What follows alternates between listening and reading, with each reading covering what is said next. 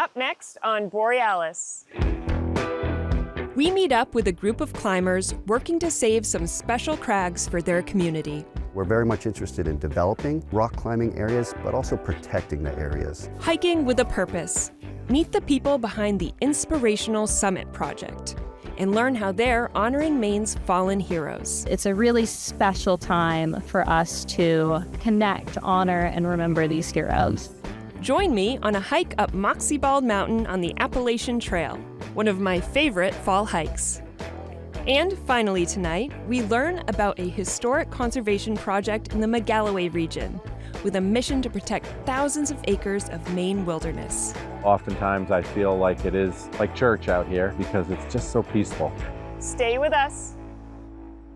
Production support for Borealis is provided by the Nature Conservancy in Maine, joining science, action, and innovative partners to help connect communities and address the global climate crisis.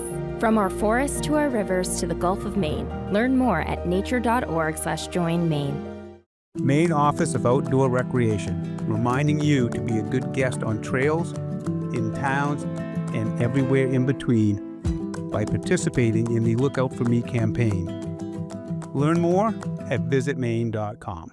My dad taught us that protecting Maine's water starts on land. As a hydrogeologist for Poland Spring, his job is to monitor the springs year-round, to check the water levels, and help keep the springs healthy. Poland Spring, for 180 years. And by viewers like you. Thank you. You guys ready to hike?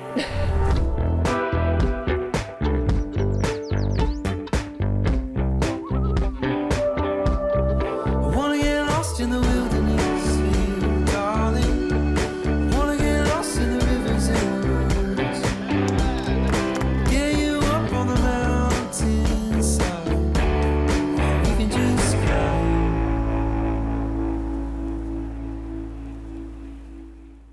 Welcome to Borealis. I'm Aislinn Sarnacki, and today I'm exploring a scenic section of Route 201 along the Kennebec River. This stretch of road is a part of the 78-mile Old Canada Road National Scenic Byway, and it leads to a variety of historic sites and outdoor destinations. It's also one of my favorite places to enjoy Maine's colorful fall foliage.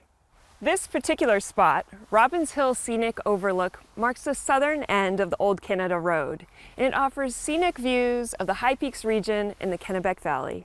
Outdoor gathering places like this one can mean a lot to small communities like Solon, and that's the case everywhere. Our first story is about another type of outdoor gathering place, a beloved rock climbing cliff, and the people who are working hard to keep it open for generations to come.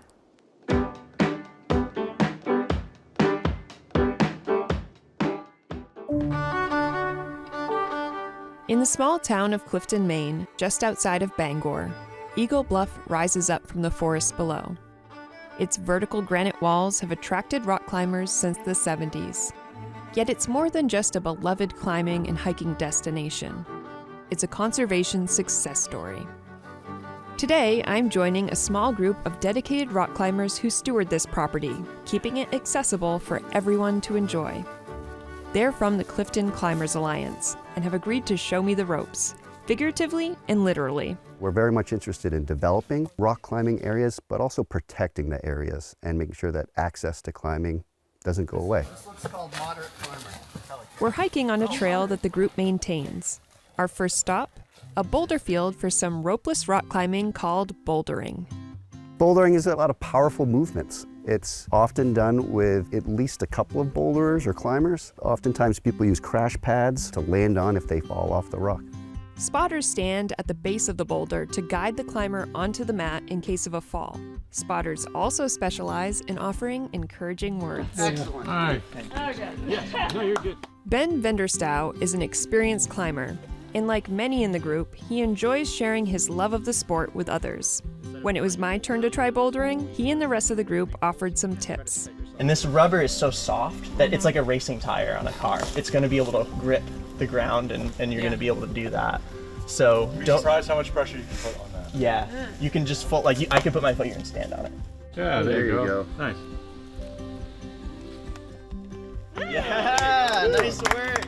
Maine is a great place for bouldering because of its many glacial erratics, massive rocks left behind by retreating glaciers thousands of years ago.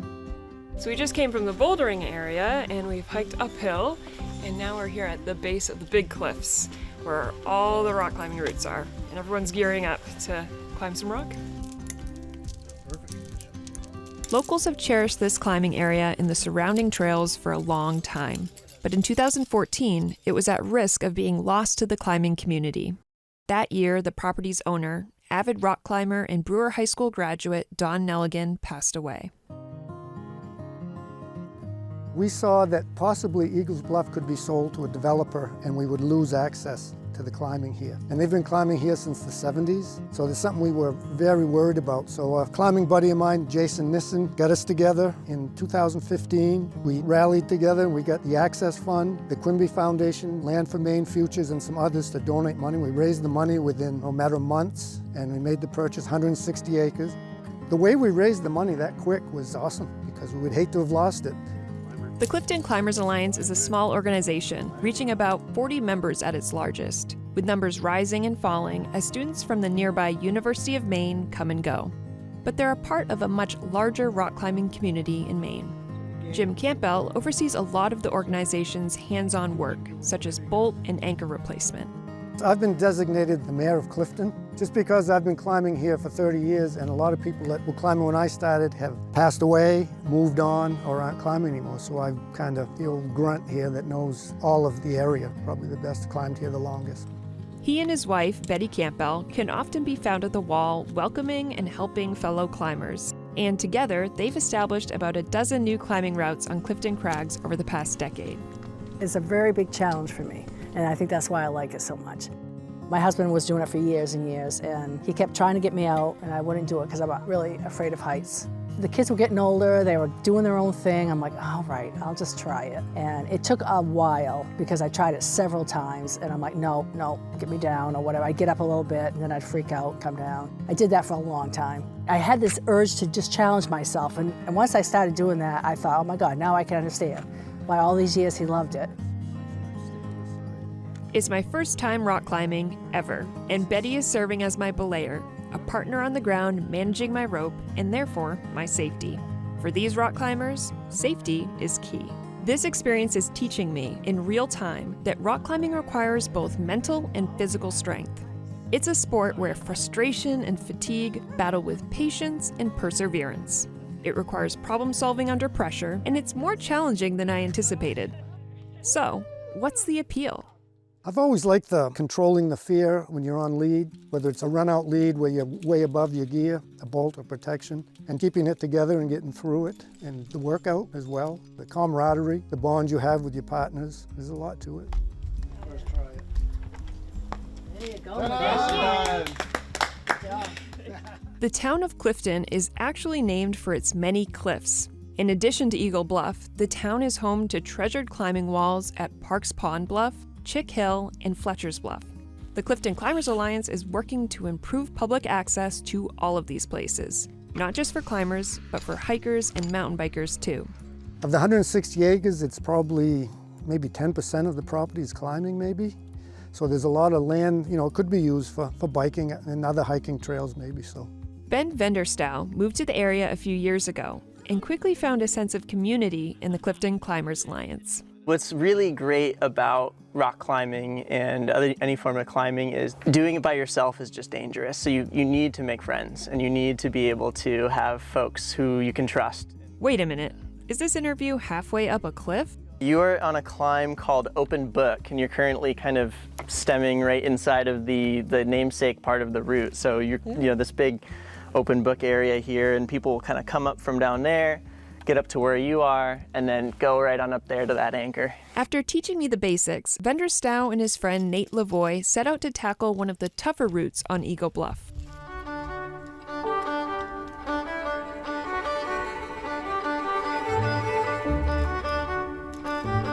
For these guys, reaching the top of Eagle Bluff never gets old.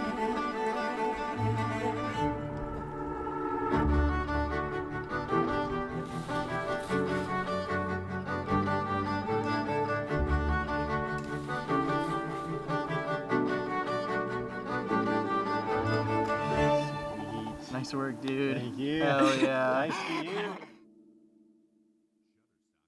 The Clifton Climbers Alliance shows us that protecting access is about more than rock climbing. It's about community, stewardship, and sharing Maine's wild places. And that looks different for every community. Here in Moscow, another stop along the Old Canada Road, the Kennebec River is a place for that stewardship and recreation.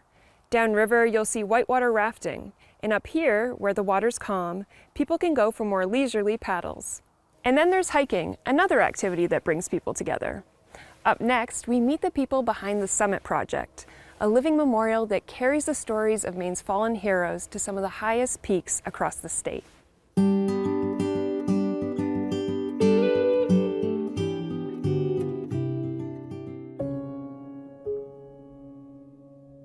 Navy Petty Officer 2nd Class Brandon S. Du Bois.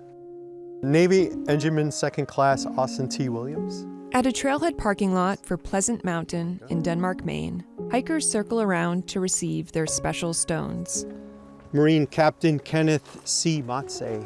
They're participating in an event hosted by the Summit Project, a Maine-based nonprofit organization that honors the state's post-9/11 fallen service members. In practice, what that looks like is each of the 89 families that have chosen to participate in the Summit Project have chosen a stone from someplace significant to them. We have it engraved with the heroes' initials, their branch and rank, and their date of birth and passing. And then that stone becomes part of a living memorial that hikers and travelers can take and learn about the hero and tell others about that hero. Anyone can sign up for one of these special hikes. Today, Linda Tupper, the organization's events manager, leads the way up the Ledges Trail on Pleasant Mountain. This trail is 3.5 miles round trip. We have about 1,500 feet of elevation gain. So it's like a nice steep trail. We're looking about 150 feet every 0.1 miles. So it's a good workout. And when we get to the top, there's going to be a beautiful outlook that will look into the Presidential Range and White Mountain National Forest. This hiking event is different than your normal hike. We're not just out here to hike to a summit for a view. Every hiker is carrying the stone that they were assigned. So there's added weight to our packs. And that weight we carry to the top as a way to carry the heroes with us, to carry their memory, to carry on their legacy. The Summit Project was founded about 12 years ago by a U.S. Marine Major, David Cote. David got to experience a hike with some Navy SEALs and hiked Mount Whitney. On that hike, these Navy SEALs each carried 10-pound stones to honor fallen SEALs from the previous year. That gave David the idea to start something similar in Maine. But unlike what the Navy SEALs did where they left the stones at the summit, David thought, what if we bring the stones back and they become a living memorial that others can take on journeys and adventures? There's a unique story behind each stone that a family chooses. For example, one hero's stone was chosen from Grand Lake Stream at the very spot where they caught their first fish. Prior to each of these events, each hiker is assigned one of the 89 hero stones in the program. Each hiker then learns about the hero that they'll be carrying. On our website, we have a webpage for each hero which has the hero's biography as well as information from all the previous treks and adventures that the hero has been carried on. I'm carrying Captain Moxie. I read a lot and I got to speak with his family about who he was. It's important to carry on people like his legacy and history because he was a true leader. He led by example. And men like him made men like me. I served in the Marine Corps. I think these programs are very important to carry on not only their legacy, but to show that there's still people out here that care about what we've done in the service. And their lives mattered as well. Hiker Susan Schoberg carries the stone of Austin Thomas Williams, who served in the U.S. Navy. He grew up in Freeport and was really well liked. He wanted to help out wherever he could. He had heard of a fellow student while he was in high school who was thinking of dropping out of school, and he mentored that student, gave him a ride to school every day until he graduated. Today, I carried the stone and the story of my brother, Captain Christopher J. Sullivan. It's a pretty amazing organization. From my perspective as a Gold Star family member, it is incredible to me to see other veterans who are getting involved in carrying stones, maybe of people they served with, or just being able to spend the time and seeing that other people care about veterans and people who've served. The fact that they would take time out of busy life and learn about somebody else's name and carry that with them. It's just an incredible honor. I'm the pokey person at the back. Me and Piper run sweep, make sure nobody falls down. Michelle Martell is carrying the stone of U.S. Marine Corps Captain Benjamin R. Cross. Cross loved Batman since he was a kid, and as an adult, he was very much like the superhero in how he covertly helped the people around him. So I tried to do a little bit more research to find out more about them. Who the dash was between the two numbers. That's the part of your life that matters. What did you do during that dash? Each person you receive, you learn a little bit about yourself in them. Your past and their past, they all intermingle, you know, and it's a really small world and it comes down to it. The Summit Project is a 100% all volunteer-led organization. We have no paid staff, so there are plenty of ways for folks, even if they are not able to or would rather not hike, to be involved in the organization. Volunteering at our base camps, helping with our fundraising efforts. We have a wonderful honor case that travels around the state of Maine that houses 20 stones at a time. If someone has a suggestion for a unique site or location for the case, they can get in touch with us about that. Wow. Jeez. When we get to the top, we convene in a circle testimony, which is where each hiker gets the chance to take out their stone, share their story, share with the group who they're carrying and who they're honoring today. It's a really special time for us to connect, honor, and remember these heroes. The ceremony is sacred and private. Out of respect, the Borealis film crew kept cameras at a distance. Honestly, that's the biggest part of the hike. I think that's where we all kind of sit down. We get to not only share the stories of the veterans that were carrying their stones, but to kind of get to know each other and why we're doing this. Touch. The pinnacle of the project is at the top, you know? So after this hike, our next mission to complete is to write a letter back to the family, sharing with them what this hike meant to us. For me personally, learning about these heroes and taking this type of service, it's a way for me to give back. I didn't serve myself, but at least I can honor these men and women who paid the ultimate sacrifice to keep us safe. It's really remarkable.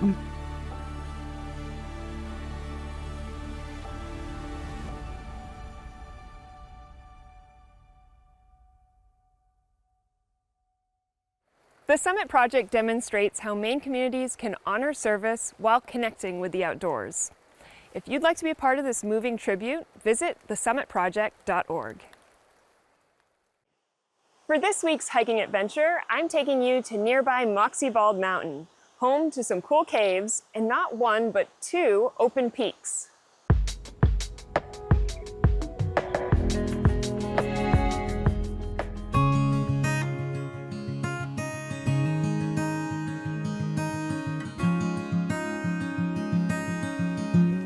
Today we're deep in the woods of Maine on the Appalachian Trail between Caratunk and Monson, and we're going to be hiking Moxie Bald Mountain.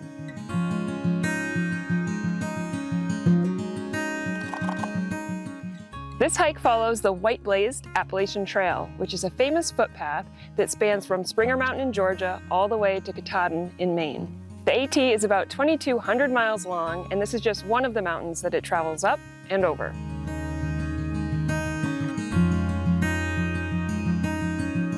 This is a type of shelf mushroom, often called an artist conch, and people sometimes harvest these and then etch on the bottoms of them because the bottom will bruise if they're still drying. But we will leave these be.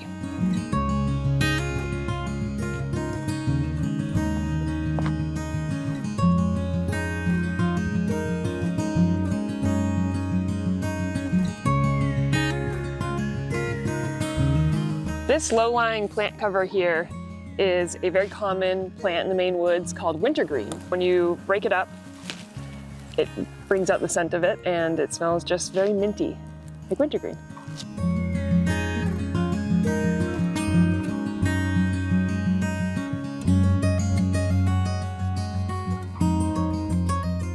One of the really cool parts of this hike is this series of boulders that forms these tunnels and caves that you can just explore on your way up the mountain.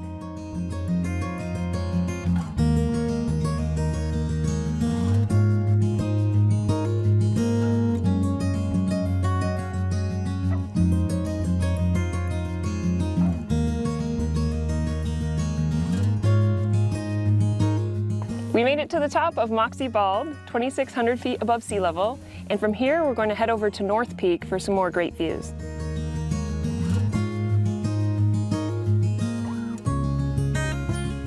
Past the summit of Moxie Bald Mountain, the Appalachian Trail travels through a beautiful wind-swept mountain environment.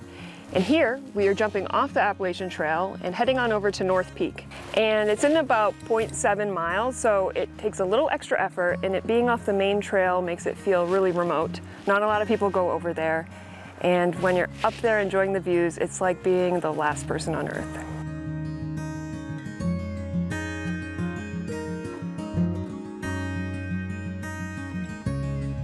The hike to the summit of Moxie Bald and back is about 4 miles, but if you continue on to the North Peak like we did, then it doubles it to about 8.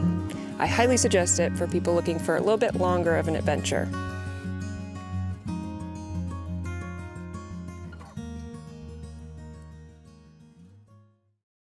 Moxie Bald was a tough climb, but sometimes I enjoy easier, gentler trails, like the one leading here to Moxie Falls.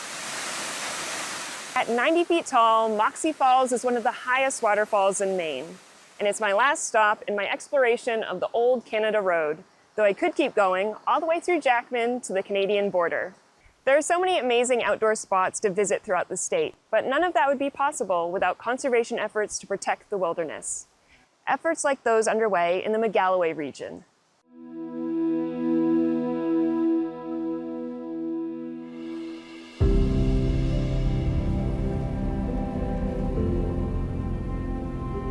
In western Maine, there's a place where water, wildlife, and history all come together. And right now, there's a rare opportunity to protect it.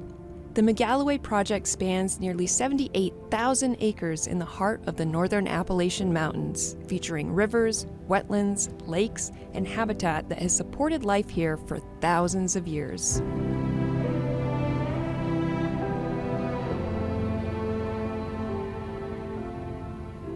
Conserving this land would connect nearly 500,000 acres of protected forest across the region, a truly historic moment for Maine.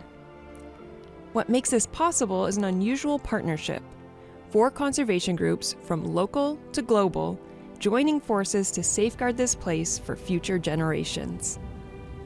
Seeing all these Maine organizations and Maine people come together for a shared goal, it's really powerful. A lot of these groups usually work solo, but they've recognized how important it is to protect and save this land. It's essential. This work is incredibly complex, it's time-consuming, it's expensive, and we all have slightly different missions, but they all fit together like a puzzle. And when we work together, the outcome is better than what any one of us could have done by ourselves. Ranger Lakes Heritage Trust has been conserving, restoring, and stewarding the Ranger Lakes region for over 30 years now. Our big thing is making sure there's access to the outdoors. We steward hiking trails. We also do river restoration to reconnect habitat for fish and wildlife. One of the things that the Forest Society of Maine is excited to do on this project is work to keep forests as forests. The whole project is 78,000 acres. The working forest easement component of that is 62,000. The easement will put in place restrictions that ensure that the land is managed sustainably. This specific stream is one that will have a special no forest management buffer along each side of it to help enhance brook trout habitat. So it's part of the rehabilitation part of this project. Northeast Wilderness Trust is purchasing, as part of this larger project, 11,200 acres at the very north end of the project area. We were founded a couple decades ago to do one particular thing, and that's protect wilderness areas. And so all 100,000 acres that we've protected are all forever wild. And when we say forever wild, we mean protecting places where nature will direct the ebb and flow of life for all time. And so the moment that Northeast Wilderness Trust buys a piece of land, that place is protected from ever being logged again, managed again, and the place will just become wilder over time, and special habitats will come back to those areas. When you protect a place, no matter its current condition, if you leave it alone, nature has an incredible ability to heal and recover. And in a sense, we are setting the foundation for tomorrow's old-growth forests here in Magalloway. The Nature Conservancy works worldwide, and we have certain areas where we focus a lot of our efforts because of their significance for biodiversity and resilience in the face of a changing climate. And the Appalachians are one of 4 global focus areas. The Magalloway Project is a linchpin project in that Appalachians corridor. If you look at the map, you can see that missing link in that big chain of conserved land. And so this project is hugely important for filling in that missing piece. We are working in an area that's the largest intact mixed temperate forest in North America. And a big reason that that connectivity of that conserved lands is important is because the wildlife need to be able to migrate across the landscape and count on that habitat as part of their range. Also, this place is hugely important for the forest economy in the Northeast. And if we lose out on our forests, we lose our livelihoods and our culture. The story is a strong one, and the story is what helps get people behind projects. Our philosophy is that nature and access to the outdoors is just essential to the human spirit. So we want to make sure that people can experience that now and for many, many generations to come. Oftentimes I feel like it is like church out here because it's just so peaceful. We're very fortunate in Maine that we can step out our back door and have access to these places, but I think that people don't realize maybe that access is under threat. So by protecting public access, we're furthering those outdoor traditions in Maine and people's ability to experience this beautiful place that we call home.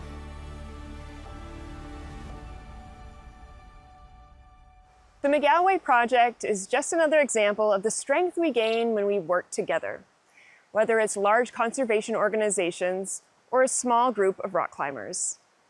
If you missed an episode of Borealis or just want to rewatch one of your favorite segments, head on over to our YouTube page. You'll find full episodes, individual stories, and bonus content that you won't find anywhere else. Watch Borealis anytime, anywhere on YouTube. On the next Borealis. Everybody look good. Rotate, baby, rotate. We go to Castine to paddle with Karen Francoeur, one of Maine's most experienced sea kayak guides. TIG research at UMaine in Orono is revealing how this notorious pest is adapting to a changing climate. Come with us on a birdwalk in Bangor with the legendary Bob Duchesne and learn how you can become a birding expert. And join me on the trail as I explore Boothead Preserve in Lubec. Thank you for watching Borealis. Until next time, get out and enjoy the outdoors.